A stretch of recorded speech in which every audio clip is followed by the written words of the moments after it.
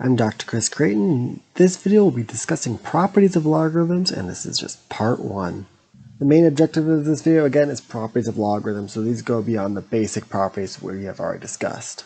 So let's just recall some of the initial properties of logarithms. So for a is not 0 and not 1, the following are true. So log base a of a is 1, log base a of 1 is 0, log base a of a to the r is r, and a to log base a of r is equal to r, given that r is positive.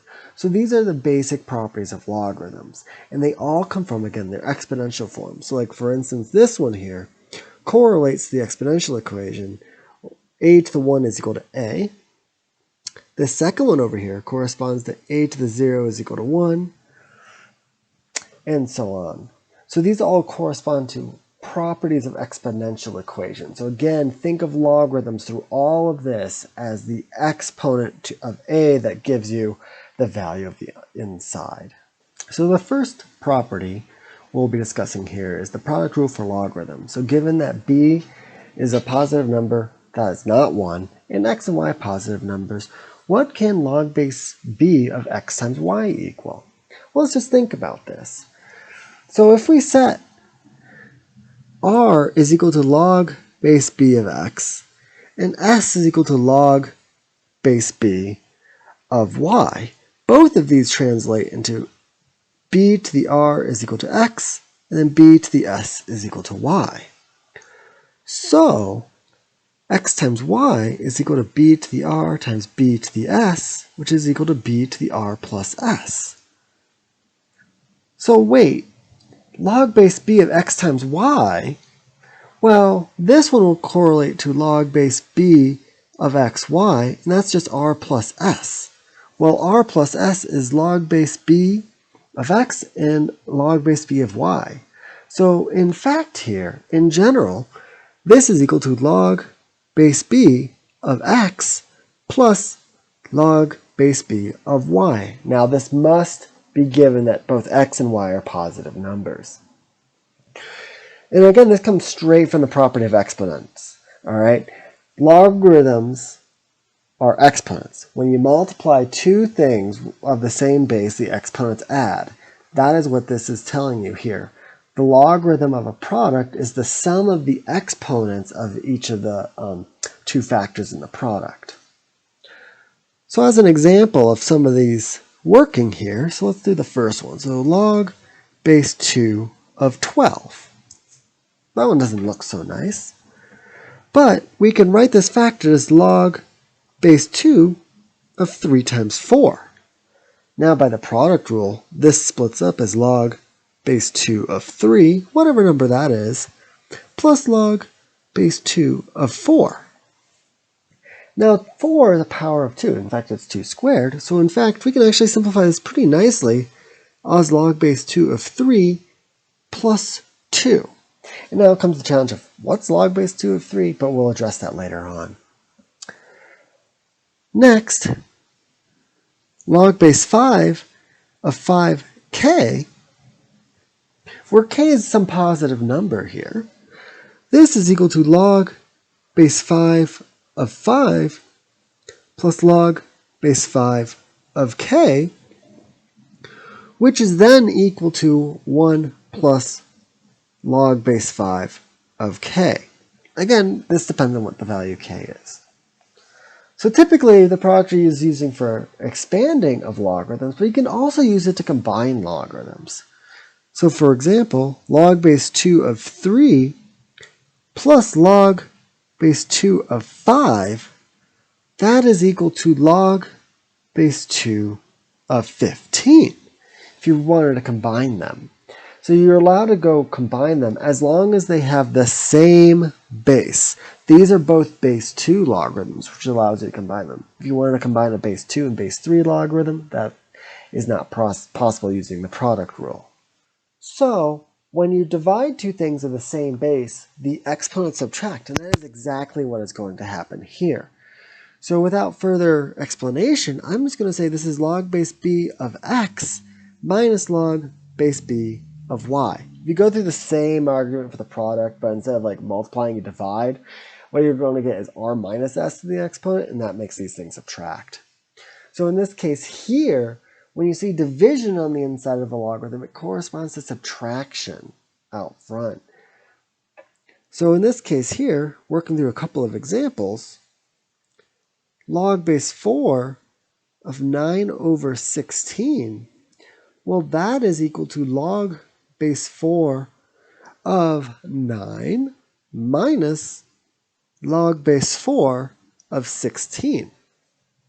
Well, that's pretty nice, because we know that log base 4 of 9, well, that's 3 times 3, so I'll simplify that in a moment.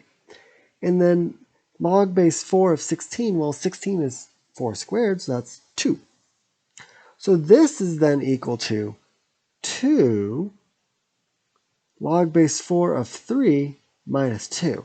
Now you'd be like, wait, why is that 2? Well, that's because this one factors as log base 4 of 3 plus log base 4 of 3, so which is 2 log base 4 of 3. All right. What about a different one? So log base 5 of an x plus 1 minus log base 5 of an x. Well, in this case here, we divide the inside, so we're going to combine these two together. So this is equal to log base 5 of x plus 1 all over x. And that is really as simplified as you get. Like a couple more algebraic moves we can do here, but I'm going to leave it like this. Well, actually, I will simplify this slightly and just say this is also equal to log base 5 of 1 plus 1 over x, if you would like to write it that way. But I'd be perfectly fine with the middle term there. But again, you divide here. The number one issue I see here is improperly dividing these. This is not equal to dividing the values of the two logarithms. And you can see that with this next one. So log base 5 of 30 minus log base 5 of 3. That one is equal to log base 5 of 30 over 3, which is equal to log base 5 of 10. Now, using the product rule, this is equal to log base 5 of 2 plus 1, where that 1 actually comes from the fact that log base 5 of 5 is equal to 1 when you split up that 10 into a 2 times 5. So much like the product rule and the quotient rule for logarithms, we also have the power rule of logarithms that involves exponents of what's in the inside. So much like the prior arguments, I'm going to say s is going to be log base b of x, which then transforms into the exponential equation b to the s is equal to x. And so you're like, wait, where's this r coming in? Well, x to the r is equal to b to the s to the r, which is equal to b to the s times r, which then translates back into logarithmic equations. Log base b of x to the r is equal to s times r, but s is log base b. So in this case here, we actually get that the exponent just pops down. This is equal to r log base b of x. The exponent just pops down. Again, that's because a exponent to another exponent means the exponents then multiply together. So as a couple of examples of this, log base 3 of x to the 1/2. Whenever you see a power in here, so when x is anything, it actually just pops down. This is equal to 1 over 2 log base 3 of x. Now this next one is actually just going to show you, this is just a straight generalization to what we were doing before. Log base 5 of 5 to the 3/2 power. Now this one here is what exponent of 5 to the 3/2 power gives us 5 to the 3/2 power. Well, this is equal to 3 over 2 log base 5 of 5, which we know by a basic property here is going to be 1, so this is equal to 3 over 2. So this power rule is actually a generalization to the base 1, but in this case here, the x does not have to be the base. So this allows us to adjust a bit more complicated ones. So how about the cube root of x squared? Well, in this case here, we want to write it as an exponent. So whenever you see a root, write it as a fractional exponent. So this is log base 3 of x to the 2/3, which then pops down to 2/3 log base 3 of x. So to summarize, these are all the properties of logarithms. The first 4 here are typically considered the basic properties. These are the ones that come more intuitive from the definition of the logarithm. And then we have the 3 that we just did down here at the bottom. We have the product, the quotient,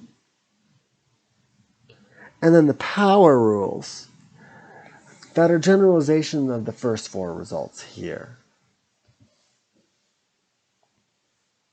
To wrap this up, I want to talk about one major misconception. So this one is saying log base 2 of 4 minus log base 2 of 16. Using the quotient property, this is equal to log base 2 of 4 over 16, which is equal to log base 2 of 1 over 4, which many of you may recognize as minus 2. The big issue that I see, and this is completely false, is that I see this is written as log base 2 of 4 divided by log base 2 of 16. That is never true. Logarithms do not combine into division. What does get divided is the inside of the logarithm. And the way to see that this is wrong, this is 2 divided by 4. That is very much not negative 2. So that is incorrect. Logarithms do not divide as such. The insides of the logarithms divide. All right? That is the big misconception that I see. The insides of logarithms divide. So the 4 gets divided by the 16. But the values of the logarithms, as in log base 2 of 4 and log base 2 of 16, do not get divided.